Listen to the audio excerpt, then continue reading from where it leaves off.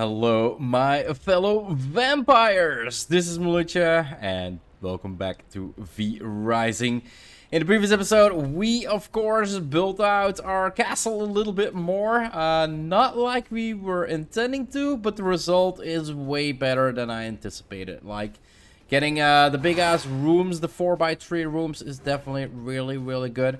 Now actually having a room for a crypt, deciding that my smelting can have a room, and then my workshop and my grinder can have a room on its own. Saves me one room, of course. And on the other side, we do have our alchemy floor with the alchemy and then the research tables. And on the left here, we do have our tanneries. Now, we still need to build one more device, and that is production dominions. No. Where the hell is it? Research, crafting. So the tailoring bench, but we need cotton yarn for that. And I do believe the next V-blood that we can hunt, or that we need to hunt, is the one giving us cotton yarn. So we cannot improve our gear yet. But what we can improve on, now that we actually have iron, is our tools. So today's episode, it all depends on how long it's gonna last for me to look into all the weapons that we got, because we got 2 new weapons, and every weapon now actually has a 3rd ability. So with iron actually comes a 3rd ability unlocked, and we definitely want to test those out, right? So for the sword, we got an all-around weapon that deals slash damage and has a greater effect on vegetation and tickets. Iron mace, heavy weapon, deals blunt damage, greater effect on rocks, of course. The iron axe for wood. We've got the spear for creatures. We've got the iron slashers now for vegetation and tickets. So it's actually comparable in farming, at least to the sword. So definitely want to check out those and actually check the damage versus those two and if it's actually an upgrade or not. And then we got the Iron Reaper, a greater effect on undead. So a weapon specifically designed to fight the undead, really nice. And then the Iron Crossbow, of course, ranged weapon that fires bolts. And it also now has, of course, a 3rd ability. So first off, the sword, we got the regular plain sword strike, like 2 slashes and then the turnaround strike. We of course got the spin attack, which I'm actually really a fan of.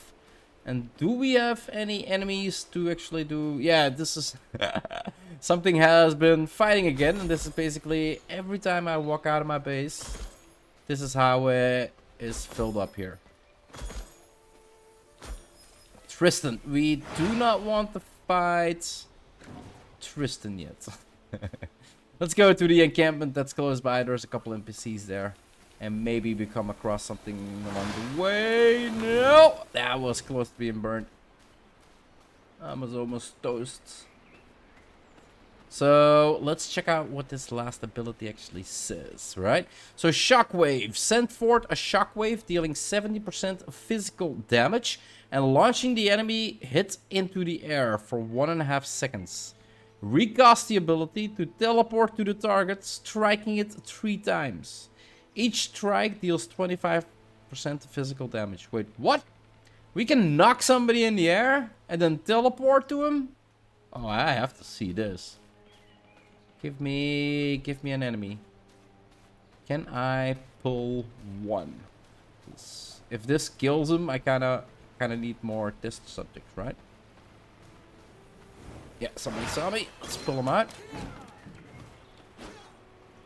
I know you're invisible. I know you're remote. Let's get in the shade a little bit as well. No, that's not what I wanted to do. And everybody came out. Come on, guys, go back. Go back to your place. Go back. Go back. No, let's try it on a deer here. So, hit it. Oh my god! Oh my god, that is super cool. Come back here. Come back here. I want to do it again. Tristan. No. Is he gonna attack? He is attacking Tristan. Dumbass. Now Tristan is getting in the woods and... Did he just attack Tristan a second time? Yeah, we definitely need to... Tristan is not a skull enemy anymore. But holy crap, we launched somebody in there. Can we do that with this brute here? This is a dangerous fight though. I kinda didn't want to do it on that dude, because that dude actually hurts. Yep. That dude actually really hurts. But this is super cool. Only 6 damage though. So that's... Yo! Whoo! Barely missed that one. That's not a lot. Let's test it out in this dude. 14, 14, and 7. If you do a regular hit, 15 and 12. Which actually not too bad for damage. But it is just super cool. It is just super cool. Holy crap. Okay, let's get away from him and see if we can pull him again. He actually can take a couple hits, so that's actually... Tristan, go back to the road, dude. Yeah, 64. We got two. You know what? Screw you. We haven't fought you before. Can we actually knock you in the air? We can't knock him in the air, but we can do the moves on him. Oh, wow. Was actually poisoned and bleeding out. Okay. Okay. Nothing happened. Nothing happened. So the sword, super cool. That's all I can say. Sword is super cool. Let's take the mace. So we got our primary attack. A 3-combo attack, of course. 50%, 50%, 60%. And it is the, like, big swing. Like, a swing, swing, and a big swing. We've, of course, got the overhead slam, which I'm really a fan of, because it is basically something you can use to actually get out of your way as well. And what do we actually get from these? Because I don't think Hell's Clarion, Morning Lily. So we get flowers from the plants. It's actually nice to know. And then the third ability is a smack. Smack enemies in front of you, dealing 50% physical damage, knocking them back and incapacitating them for 1.2 seconds. So this dude's still here. So, oh, that's actually pretty cool, because the smack is actually like perfectly in range with your overhead slam. So smack him away and slam him. It's actually a really nice combo that you can do with it. It's actually a really nice combo. It's nothing special. It's just a knockback. That's the only kind of sad part about it. Okay, let's go to the axes. Iron axles, dual wield axes, of course. We've got the primary attack, 45, 45, 55. So 1 slash left, 1 slash right, and then a double slash that we do. The primary attack. Then we got the frenzy, a dash forward and striking the enemy, dealing 100% physical damage, of course. And doing like the chop to the outside with both axes. And then we've got the X strike. Throw 2 axes in a shape of an X. Each hit deals 58% physical damage and slows the enemy for 1.5 seconds. Hitting the enemy where both axes intersect inflicts a 2% incapacitating. So it's a throwable range damage. Okay, let's test it on the moose here. No! No! Don't kill it! Damn it. Oh my god! Oh, that is boomerang axes? That is super cool. We've got boomerang axes. Just when you thought 3 ends. Actually still need to beat that dude up as well. Haven't beaten him up as well. Where is our test subject? Is he around here? Are you still on the road? Alright, I kind of want to see the amount of damage it does. Where is he? Let's head back to the camp. He's probably on his way there as well. That's super cool. And you do have a little interval before you actually need to, like, well, you can aim, right? So you can still aim it. Oh, 31, 62. That's actually not too bad. Oh, I missed it. No, I don't want to feed. I want to use my ability on you. Yeah, 62. That's actually not too bad for damage. Not that moose is like really pulling everything. All right, really nice. Throwable axe, boomerang axes, guys. Looks amazing. We've got the spear next primary attack, of course. The 3 jab, 40, 40, 50. So quick thrusts. And we got the 1000 spears, so the channeling attack that deals 30% physical damage 8 times. Recast during the effect to perform a thrust attack dealing 50% physical damage and knocking enemies back. I don't think I ever used that. I don't think I've ever used that. There's our test subject again. Okay. And then what is the last ability? Harpoon. Throw a spear that deals 70% physical damage and pulls the enemies towards you. So a pull. Yeah, let's make him go back. And they are gonna fight. What's the distance we can do this? It's actually pretty far. That's actually pretty far. Okay, let's it seems he's not gonna interact, so let's pull him. No, it's done. He does a lot of damage. Oh, and I missed him. That's actually a lot of damage.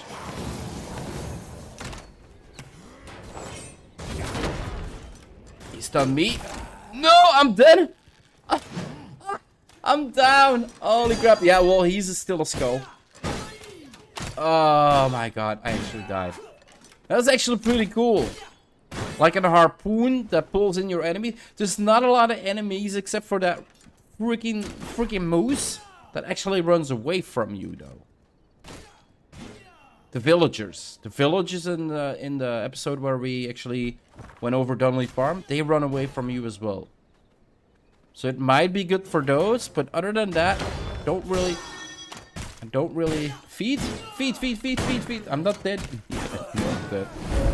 Other than that, I don't really see a big use for it, actually. So next up, we have one of the new weapons, the Iron Slashers. Dual wield blades that deal slash damage, has a greater effect on vegetation and tickets. So definitely want to test out the damage the sword does versus the Iron Slashers. And I do have to say, they look incredible. Like, they really do look amazing. Let's see. It's actually really fast. Is that faster than a sword? I think it's a little bit faster than a sword. So let's quickly check. So the regular combo is 27.5, 27.5, and 35. And the sword has 35, 35, 40. So if it is a little bit...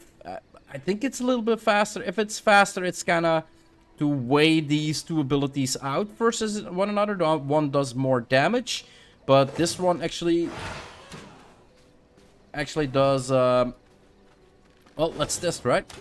Let's get him up. 8, 8, 8, and 11. 11, 11, and 12. But we don't really have a test dummy, so we can't really see the damage per second that it would do. And then for the second ability, we got Slash's skill, Elusive Strike. Dash back and forth, slashing at your enemies, dealing 60 physical damage, and inflict a 2-second slow on each enemy. So we can hit multiple enemies at the same time. Okay, let's try to pull them together a little bit. Let's dash this one. I couldn't even see how much damage that did. That was so fast. Let's try that again. So 19, 19. Okay. And what does the sword spin attack do?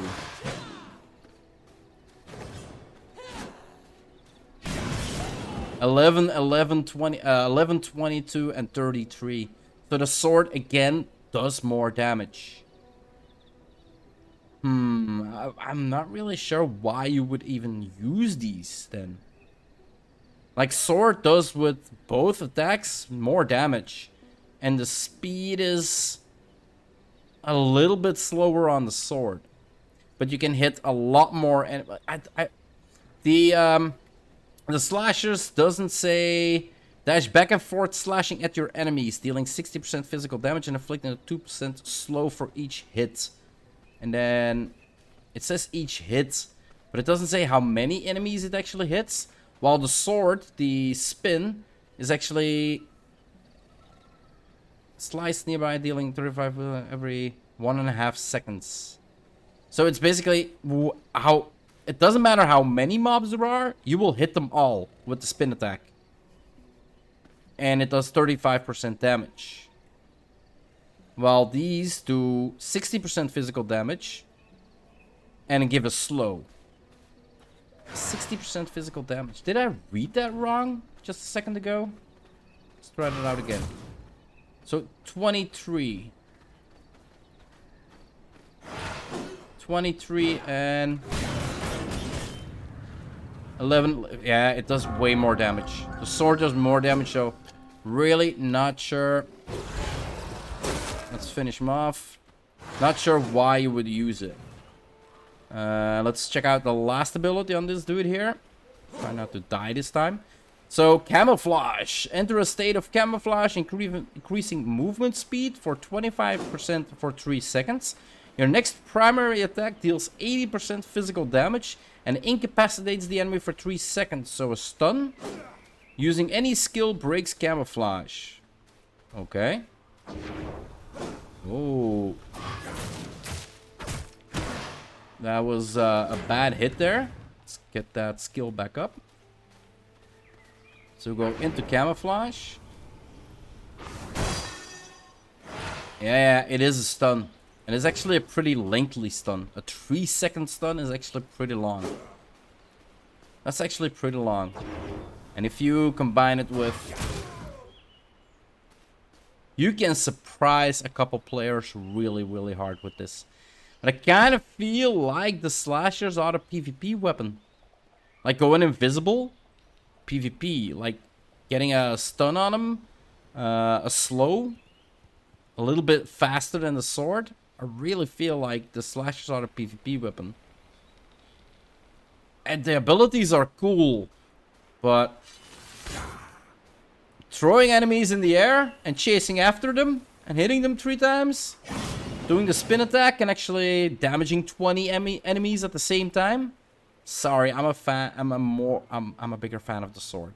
Like really bigger fan. And yeah, if you would use it for farming, it basically does the same. So I don't think I'm gonna use slashers, guys, to be honest. Now yeah, we've got the last, well not the last, but also another new weapon. We've got the Iron Reaper. Holy crap. This looks amazing. This really does look amazing. So we've got perform a combo of melee attacks dealing 50, 50, and 55 physical damage. Actually, that's a pretty big range.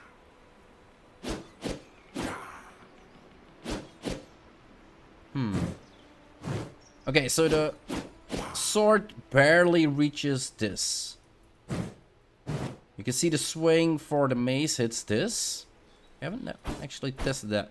So again, the leaves. So the sword is actually the shortest so far. The spear actually gets to this point here. Even a little further. And then the slashers. Yeah, the slash is the same range as the iron sword. Again, no vantage point in that. And yeah, same range as I think even lower range. Like we get barely over this.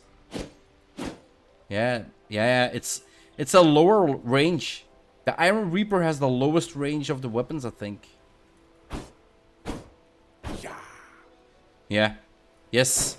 The Iron Reaper has the lowest range of the weapons. As far as I can see it. Yep. Lowest range.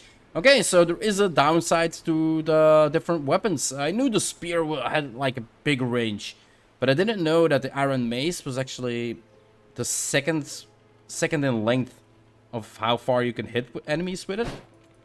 I'm really glad that I'm doing these testings, guys.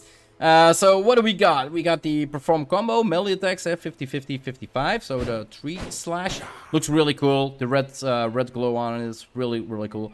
Tendon swing. Swing your Reaper, dealing 125% physical damage to nearby enemies, knocking them back and inflicting a 2-second fading snare. So a slow. And we've got some enemies here, but kind of don't want to fight them. We got a big piece of shade over there. And a big piece over here. Still anybody alive? Okay, so it's a giant swing around. Okay, so let's try that on an enemy. And a knockback. Knockback and a little bit of a slow. Okay, not bad. And then Howling Reaper. Throw a Howling Reaper that spins in place. No way. Dealing 20% physical damage every 0.25 seconds for 2.5 seconds. Don't go into the sun too much.